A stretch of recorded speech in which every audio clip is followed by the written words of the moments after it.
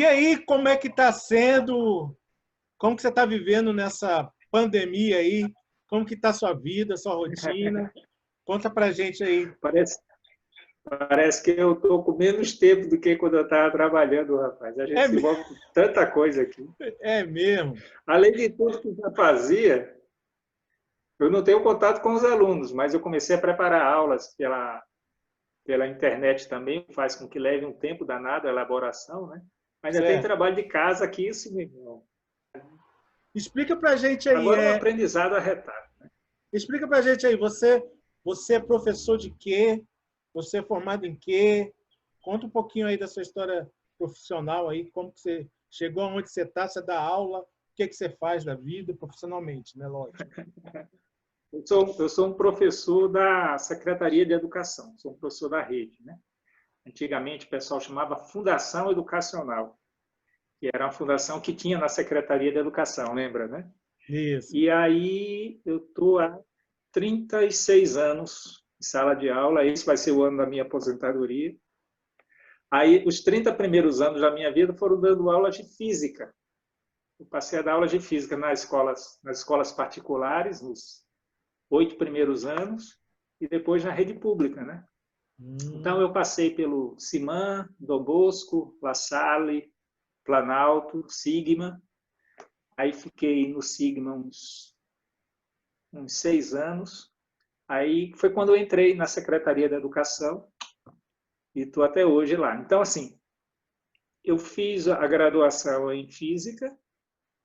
daí lecionar Física durante esse tempo. Você fez Foi aonde? depois que eu fiz na Católica, Católica. Aqui, Católica de Brasília, né? lá em Taguatinga-Sul, aqui em Taguatinga. Brasília mesmo. Taguatinga, DF, Taguatinga, Taguatinga.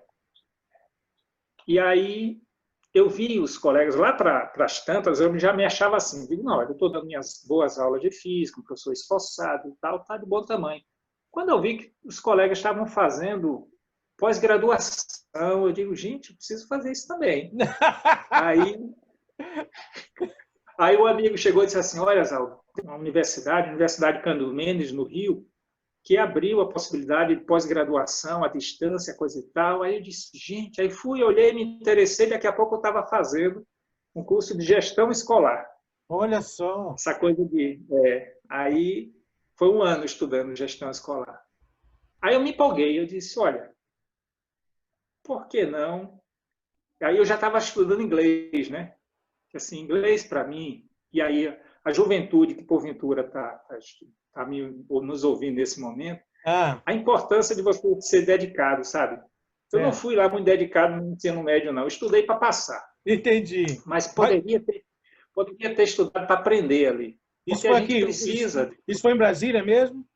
O ensino médio você fez em Brasília? Foi. Ah, tá. Não, ensino médio eu fiz em Recife. Ah, Eu cheguei em Brasília. Você é pernambucano? Eu nasci na Paraíba. Aí Opa! fui para o Recife. Eu nasci na Paraíba, já na divisa com o Rio Grande do Norte, numa tribo indígena lá, chamada Baía da Traição.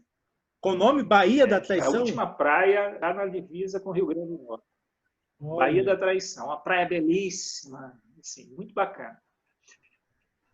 E aí fui para o Recife, criança, cheguei lá, acho que com uns 6 anos de idade, e com 18 anos, aí fiz o ensino médio, e com 18 anos eu migrei para Brasília, que a família já morava aqui. Entendi. Eu dizia que eu era menor abandonado, que eu tinha 15 anos e resolvi ficar em Recife porque eu estava na escola técnica lá. Escola técnica é uma coisa tudo de bom e Brasília não tinha escola técnica. Eu digo, olha, depois que eu terminar meu curso, aí eu vou para Brasília. Aí isso aconteceu e cheguei em Brasília, fui fazer um cursinho.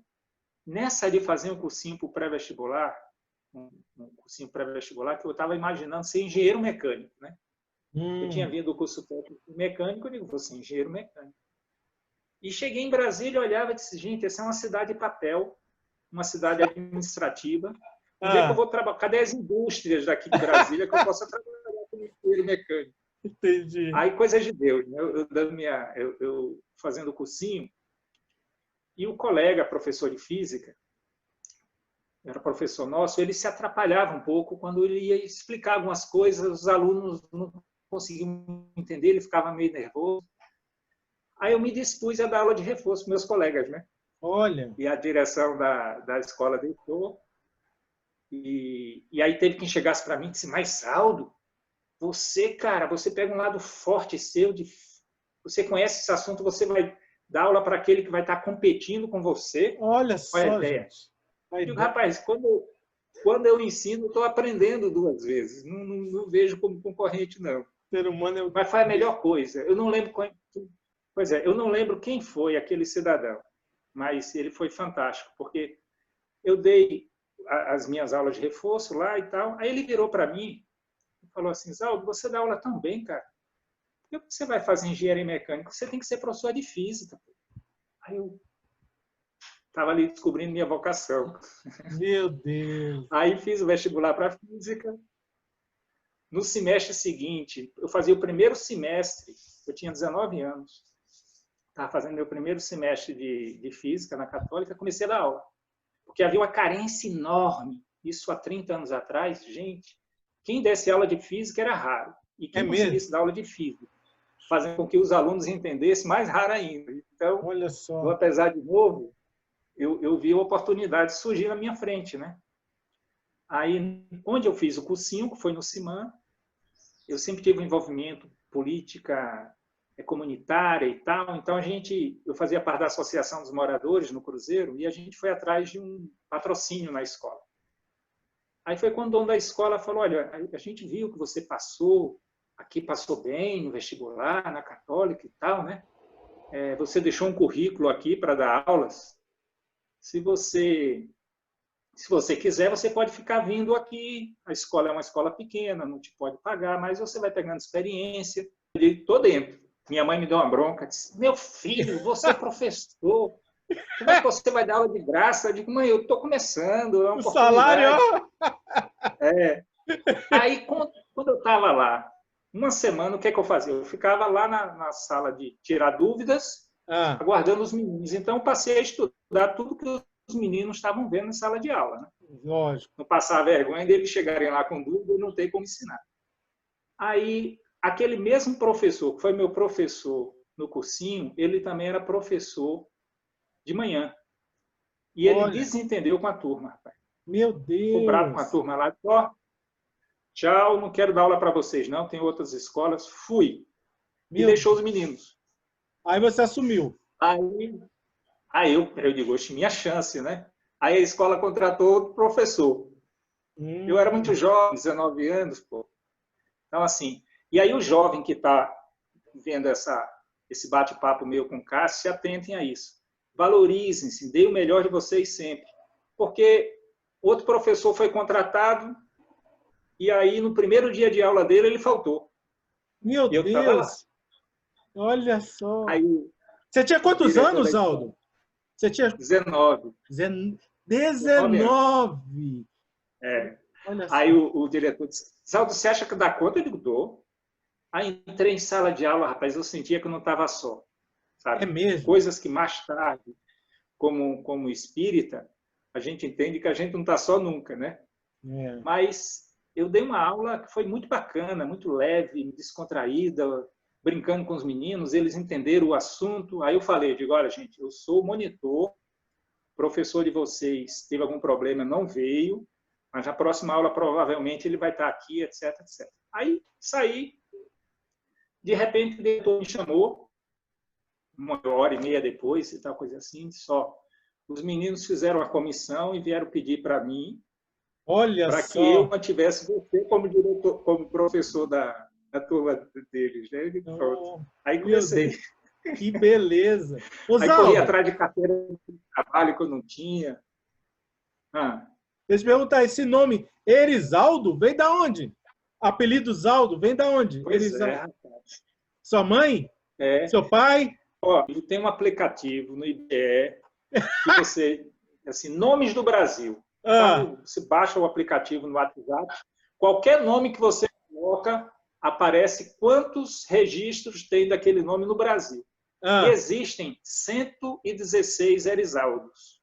A maioria deles está na Bahia até, está lá. É isso a coisa, né? É mesmo? Pois isso veio da minha mãe. Sua mãe? Coisa de Dona Lourdes. É uma Dona Lourdes teve assim, ela teve o primeiro filho, que ela, como era devota de Nossa Senhora Nazaré, ela pegou Nazaré, virou de trás para frente, virou Erazã. Olha! Aí falou assim, se for menino ou menina, vai se chamar Erazã. Então, lá no Nordeste é muito comum você ter a família inteira com a mesma letra. Então, primeiro foi Erazã, depois foi Eronildo, Erivana, Erisaldo, Erivando e Erisalda. São quantos? 6 aí? 6 filhos, tudo 6. com R. Meu Deus! E deixa eu perguntar, e a doutrina espírita entrou na sua vida quando? Sim, a doutrina veio do relacionamento meu com a minha esposa. Pois é, porque assim, a minha vida religiosa, ela foi muito dentro do catolicismo, como a de tantos que hoje são espíritas, né? Sim. O que aconteceu? Ali eu tive o batismo, aí fui coroinha da igreja, do padre lá, aí fiz a primeira comunhão, fui crismado pelo Dom Helder Câmara. Olha! Eu estava em Recife, vi gente, que cidadão apaixonante, pequenininho. Ele abriu os braços, parecia um gigante. Você lembra? Lembro como hoje. A homilia dele, ele falando da necessidade da fraternidade entre as pessoas, e quem fosse rico, que não buscasse ser mais rico ainda, mas que enxergasse naquele que está abaixo dele alguém que ele poderia servir, poderia ajudar. Você tinha quantos anos? Sabe? Você tinha quantos anos? Aí vim para Brasília, acho que eu tinha meus 15 anos, 16, quando eu fiz a crisma, né? Aí, com 18, eu chego em Brasília e aí passo a participar da igreja no Cruzeiro Velho, chamado Nossa Senhora das Dores. E lá, no grupo jovem, eu terminei aprendendo a tocar violão. Olha! E aí eu vou te contar um mico que eu passei, tá? Qual foi? Foi triste aquilo. Assim, porque domingo de manhã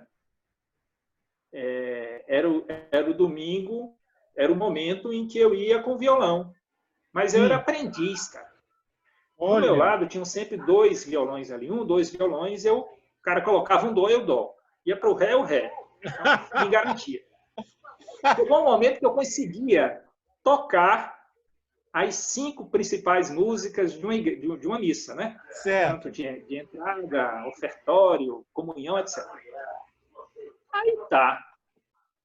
Naquele domingo, aí eu deixava de sair, olha, jovem, 18, 19, 20 anos, eu deixava de ir para as festas, porque eu tinha que estar domingo, 7 horas da manhã, com o violão na mão. Né? Sim. Aí naquele rapaz, era eu sozinho, não foi ninguém. Meu Deus! A igreja estava topada de gente. E aí eu disse, olha, eu conheço, vou fazer o seguinte, vou começar cantando Maria de Nazaré, do Padre Zezinho, todo mundo sabe, né? Aí dei o tom, ninguém cantou. Todo mundo esperava que eu puxasse e eu nunca fui. E aí, quem está disposto a aprender a tocar violão, a cantar, o jovem que está assistindo a gente, falo para vocês que a maior dificuldade que eu tinha era cantar. Olha só. Eu até tocava, mas eu não cantava. E como estavam esperando que eu cantasse, eu entrei num tom completamente diferente. O tom que eu cantava era um, o tom do violão era outro, todo mundo veio junto comigo. Ficou uma coisa horrível. Mano. Meu Deus do céu. Todas as músicas, todas desafinadas, foi um absurdo. Eu fiquei desse tamanho. Eita. Aí, para piorar, passou o sacristão e falou assim, tu cantaste feio, hein? Foi triste aquilo ali. Oswaldo, você me enrolou, mas não falou do espiritismo. Você está me enrolando. Como que a doutrina espírita entrou, velho? Assim. Aí tá. Aí eu tive essa vida dentro do catolicismo. Lá para as tantas, eu conheço a Cris, minha esposa, e isso já faz 21 anos. E ela já conhecia Divaldo, já conhecia o Livro dos Espíritos, já tinha tido uma leitura. E eu, aquela visão fechada de achar que a vida era só uma, sabe? Aí, de repente, a gente já estava morando na Octogonal, alugamos um kitnetzinho, a gente morava por ali, e a gente sempre caminhava no calçadão da Octogonal. Nisso, eu disse, Cris, o que é aquilo ali? Parece uma creche. Como toda casa espírita, a grande maioria, pelo menos, muito discreta, uma plaquinha desse tamanho, né? E olha que é uma casa que já tem mais de 40 anos. Aí eu disse, é uma casa espírita. Aí a gente viu uma plaquinha lá, reuniões públicas, sextas-feiras, às 20 horas. Vamos. Aí eu cheguei lá, um dia das mães. Elaine, inclusive, a palestrante. Aí eu já sento lá, olho, tal, nos bancos, pessoal, todo mundo circunspecto, né? Certo. E de repente ela diz assim, boa noite, meus irmãos encarnados e desencarnados aqui presentes. Olhar para o lado e disse... E aí era o Dia das Mães. Aí era o Dia das Mães, entrou um coro super bonito, cantou uma música divinamente, eu gostei. É mesmo? Daqui a pouco, aí fomos chamados para receber um passe. E aí, eu, professor de física, cético, vendo aquele passe, aí no terceiro ano do ensino médio, a gente estuda eletricidade. E dentro desse assunto da eletricidade, as pontas, a gente mostra que as energias fluem pelas pontas. Então, eu saía observando do ponto de vista físico o que estava acontecendo ali, aquela transfusão de energia, de cara, que coisa legal. Aí eu virei um papa-passe. Às vezes eu nem ia tanto para a palestra. Mas eu chegava... Você esperava a hora do passe, chegava. Passe, aí tomava o passe. Aí nisso, disse assim, olha, nós começaremos os nossos cursos, e aí quem quiser se aprofundar na doutrina espírita, aí a Cris me deu um cutucão e disse, é para ti. Aí comecei, aí fiz o primeiro, cheio de questionamentos, mas as respostas vinham, gostei daquilo. Aí peguei aquele livro, Violeta na Janela. Foi o primeiro livro que eu li. Cara, quando eu li aquilo, eu disse, é claro que a vida não pode parar aqui, e é evidente. E aí o conflito com os nossos irmãos católicos, o lado católico dos ali, que imaginavam só uma vida, e eu não conseguia explicar tanto acontecer, a gente com uma vida só por aqui. Aí veio o livro, me deu uma lição, assim, sabe? Aí eu digo, isso para mim faz sentido. Aí daí, meu irmão, fui só aprofundar, daqui a pouco virei trabalhador no CIREF. Eu achava que o espiritismo era o CIREF. Estava lá e tal. De repente, a Glorinha, presidente da casa, me chamou e falou assim, Zé, está tendo reuniões do CFD, que era chamado antes, né? Antes de ser CRE, né? Era o CRD. Sim. E a gente está precisando de um representante do CIREF para organizar a Semana Espírita. Semana Espírita? Ignorância minha. Aí fui para a reunião. Quando cheguei lá, eu vi que tinha várias casas. As casas com trabalhos pungentes, super bacanas, envolventes. Aí, naturalmente, nesse de ir me envolvendo, começaram a ver em mim uma pessoa que poderia assumir a regional espírita, né? Certo. E aí, pronto, aí eu estou naquela. Eu tenho uma casa, um pé firme ali dentro do CIREF, mas eu sou espírita, então as 10 casas que hoje eu visito e tenho essa responsabilidade, certo, são casas em que eu sinto que são minhas casas também, que eu tenho responsabilidades para com elas, né? Oswaldo, tem sido muito bacana, gente. Você tem quantos filhos? Tenho a Camila. Só uma? Só um filho, uma filha. E uma neta? E a Camila me deu a Ioná. Ioná. A Ionazinha. E como que vocês estão... Ela tem tua cor, cara. É mesmo? Que coisa bonita, então. Ela é bonita. Deixa eu perguntar, como vocês estão vivendo nesse mundo pandemia? Olha, eu estou falando contigo, estou no meio do caminho entre Brasília e Goiânia. Estou em Alexânia. Ah, é? Na chácara de Cunhada. Você está isolado, então? Estou isolado. Faz 40 dias que eu estou aqui. Olha só! Tive em Brasília, eu acho que umas 4 horas, fui lá para resolver algumas coisas, debaixo de todo aquele cuidado de máscara, passando álcool o tempo inteiro na mão, e logo foi um bate e volta. A gente foi para Brasília e voltou. E assim, a vida hoje tem sido... eu dividi o meu dia de forma que eu consigo fazer bastante coisa. Então, pela manhã, a gente faz sempre uma caminhada aqui, que tem uma área muito legal. Quando não é descendo, é cheio de morro, então a gente faz um preparo físico, né? Certo. Aí entra naquela de arrumar a casa, de lavar, coisas. E à tarde, eu já terminei 2 cursos online aqui. Olha só! Ligados à arte e cinema, né? Oh, que bacana! Que é o que eu passei. Eu estava falando para você. Eu passei os 30 primeiros anos dando aula de física. Aí eu fiz a especialização. Depois que eu já estava bem ali no inglês, aí eu me candidatei e consegui fazer o mestrado na UNB, já no Instituto de Física. E aí a minha dissertação foi a física nos brinquedos. Olha só! A ideia era mostrar que aquilo que encanta as crianças pode encantar os jovens se os jovens souber como é que funciona, onde é que entra o equilíbrio, como é que no skate a pessoa consegue fazer aquela evolução, por que uma pipa se mantém equilibrada no ar, o que é que faz com que o peão não caia, porque ele girando ele não cai. Então, essas coisas que aí esse lado lúdico falou alto, né? Entendi. Nisso eu termino o mestrado, volto para a Secretaria da Educação, e na Secretaria a gente estava o advento da chegada dos celulares com filmadora. Olha! E eu pensei, disse, gente, aí a coisa de pesquisador. Eu comecei a perguntar para os meninos e fiz uma pesquisa para saber se eles utilizavam aquilo ali, com que frequência utilizavam. E para minha surpresa, e olha, grande parte dos meus alunos eram cultural. A grande maioria, 90% dos alunos já tinham filmado alguma coisa com celular. Meu Deus! Aí eu disse, eu vou pesquisar isso. Quero ver de que maneira a gente pode fazer com que o celular sirva para a escola, para a gente poder estar aprendendo. Aí veio a pesquisa do doutorado e educação. Aí eu voltei para a universidade, e aí foram mais 4 anos. Então, assim, esse lado meu de cineasta, ele veio fruto dessa pesquisa, né? Já no doutorado. E quando eu volto para a Secretaria de Educação, aí é aí que veio, né? Coisas do alto. Secretaria de Educação.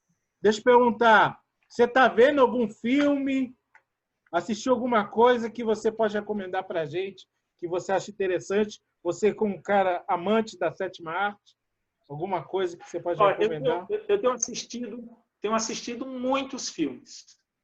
Aqui, todo dia eu tenho assistido filmes. Desde o Chaplin, eu peguei a coleção do Charlie Chaplin, que é uma pessoa que eu tenho muita... Ele é uma referência para mim. Sim.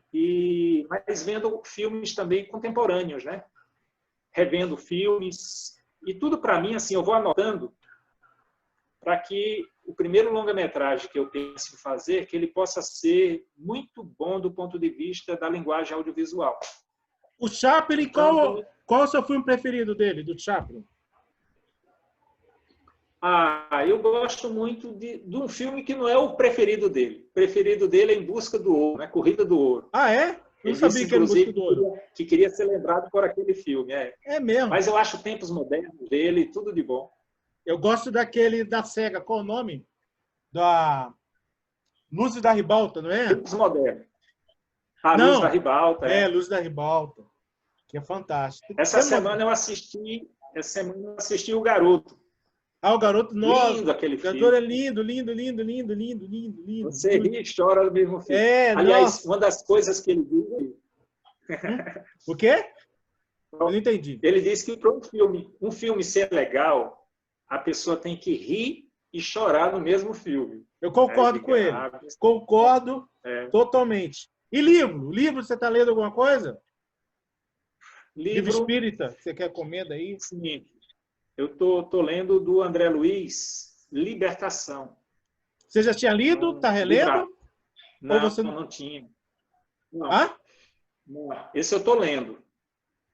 É o livro hoje que eu estou lendo. E é interessante, uma dica que eu dou para aqueles casais que porventura estejam nos vendo, é que eu leio em voz alta com minha esposa do lado. Para quê? Para chamar atenção para ela? Para chamar a atenção dela? A gente lê Ah? Assim a gente já leu, a gente já leu dezenas de livros. Ah, que maravilha! Juntos dois ali. Pensei que era chamando a atenção, falando, olha só, amor, você não faz isso, ó. Olha o que vai dar, olha só. Não, né? Não. Aí, vez outra, livro Paulo Estevam, por exemplo, que a gente já leu, né? Eu vi em determinados momentos, eu lendo, a voz ficando embargada, né? Daqui a pouco sai uma lágrima, eu olho para minha esposa, ela está debulhada de lágrimas também. É mesmo? Interessante isso, né? Rapaz! Como a gente se envolve na leitura, na narração ali. Né? Ô, Oswaldo, você que é um cara artista, vê o futuro, como que você acha que vai ser esse mundo pós-pandemia? Uma coisa já é evidente, vai ser um mundo em que essa conexão que a gente passou a ter, interatividade, ela só vai se aprofundar. Você veja que o que aconteceu, e nesse sentido a Federação Espírita do DF ela deu um passo à frente, foi mostrar que é possível a gente ter esse contato de massa sem que precise a gente ter o presencial ali e aprender com isso, né? E nesse sentido a gente sente que as escolas, as instituições, as igrejas, casas espíritas se viram forçadas a embarcar e aprender como utilizar das redes sociais, por exemplo. Então, essa é uma das coisas que eu vejo que pós-pandemia a gente vai manter esse legado, a gente vai continuar. Embora as reuniões aconteçam presenciais, vão estar acontecendo, mas isso que a gente já ganhou, a gente não vai recuar, é daí para frente. Né?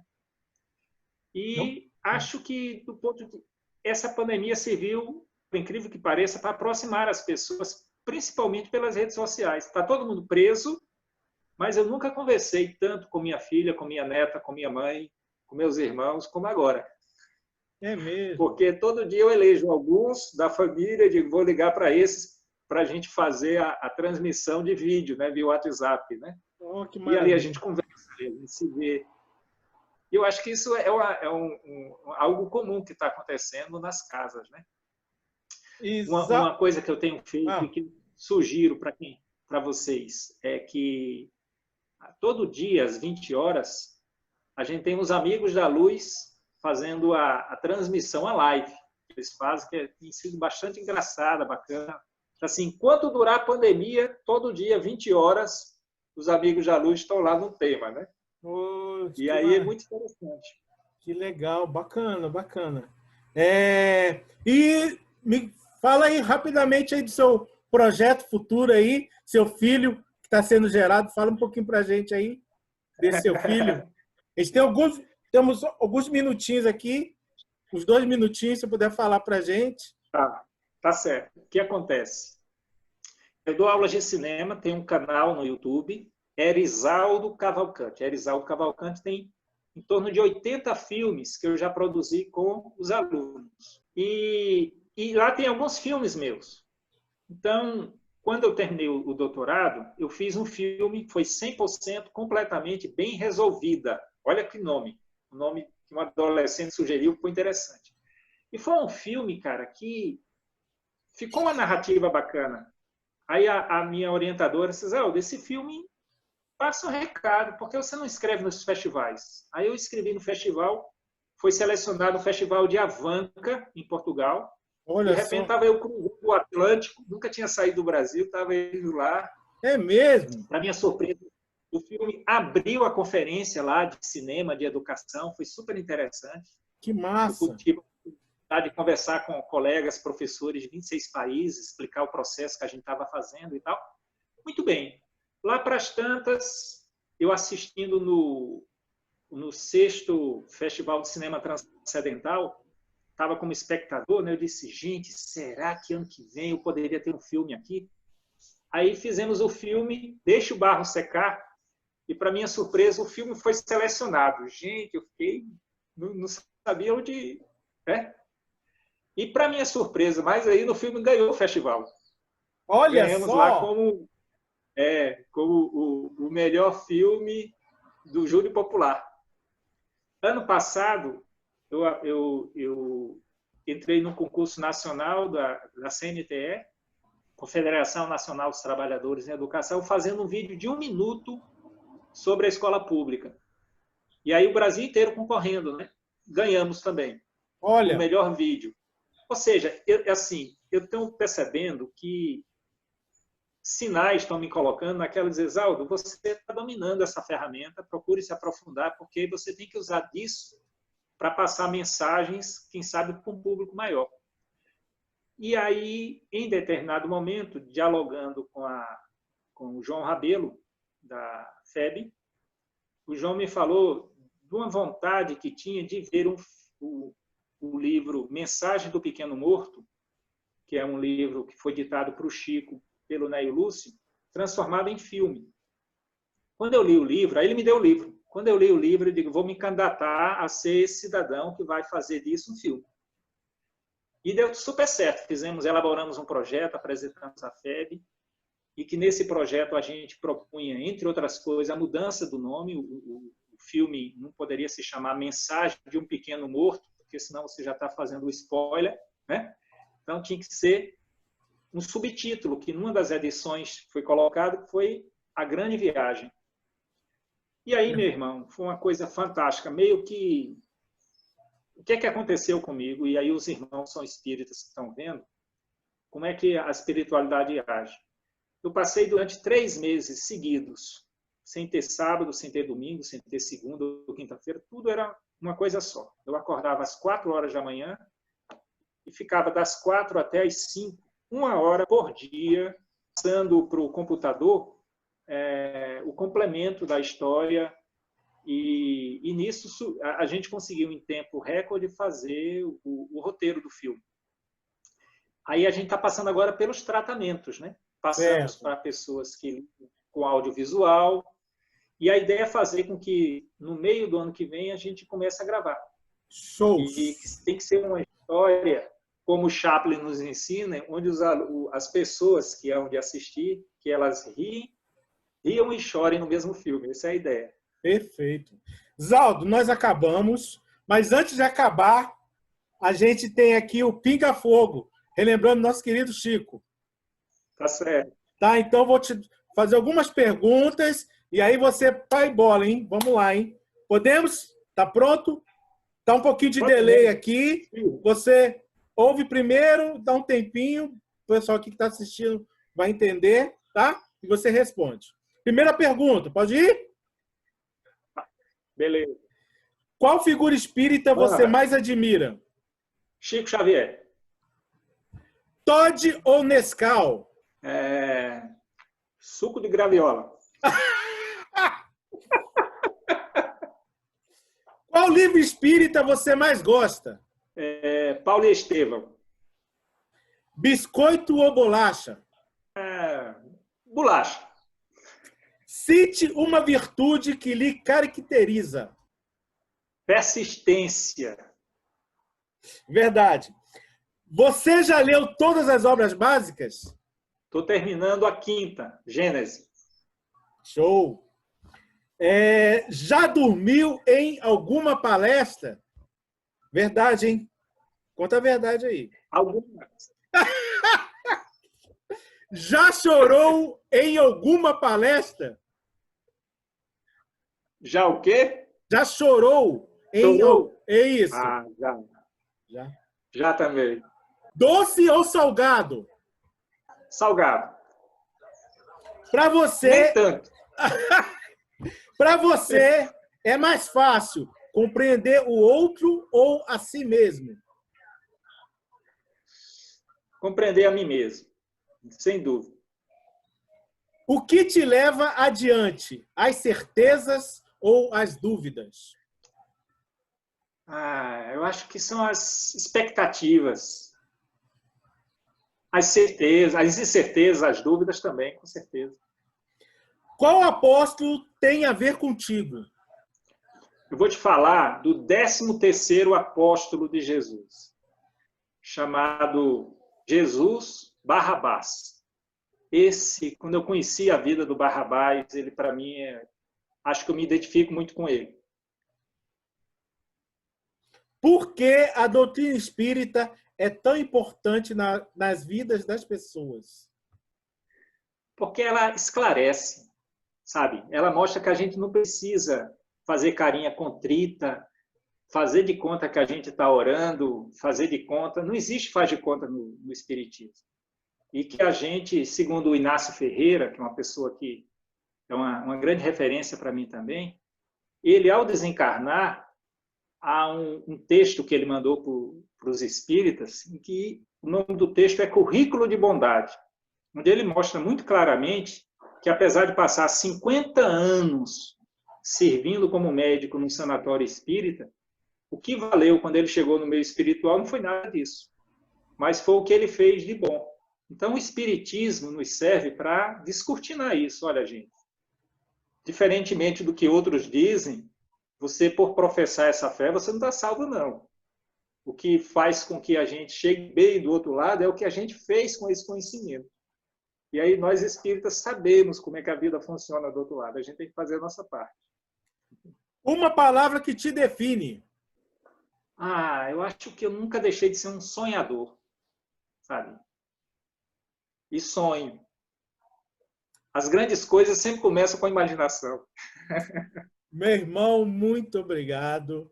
Suas palavras finais aí, quiser falar alguma coisa, dar algum recado, passar algum site aí, alguma página, quiser ir para suas palavras finais, a gente agradecendo a sua presença aí. Eu quero elogiar, cara. Eu acho que você está fazendo um trabalho fantástico, muito bacana. E assim, que a gente se inspire em pessoas como o Cássio, por exemplo, e que a gente veja que é possível a gente fazer algo, dar nossa contribuição de alguma maneira, reunir as pessoas, fazer com que as pessoas se mostrem, né? Eu acho que isso é uma das coisas muito legais, sabe? A gente conhecer um pouco da história do outro, porque a gente sempre aprende. Uma coisa que eu não posso deixar de falar para os jovens, particularmente que estão assistindo, é que eu tive uma infância e uma adolescência muito pobre, sabe? E que isso foi fundamental para mim, para que eu não sofresse, por exemplo, um processo de pandemia como agora.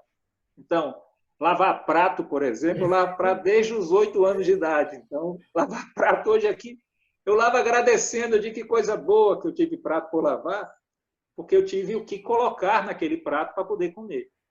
Então, é importante que a gente saiba ser agradecido, sabe, dar o melhor da gente. E, gente, é farta as perspectivas que nos são apresentadas pela internet. A gente precisa, já que a internet nos mostra tudo, o mundo, fazer aquelas escolhas daquilo que nos sirva para o nosso crescimento moral, nosso crescimento espiritual. E vai dar certo, sempre dá. Meu amigo, muito obrigado. A gente vai se encontrando. E Deus te abençoe, Cássio. Se cuida, se cuida. A nós precisamos. Abração. Valeu. Falou.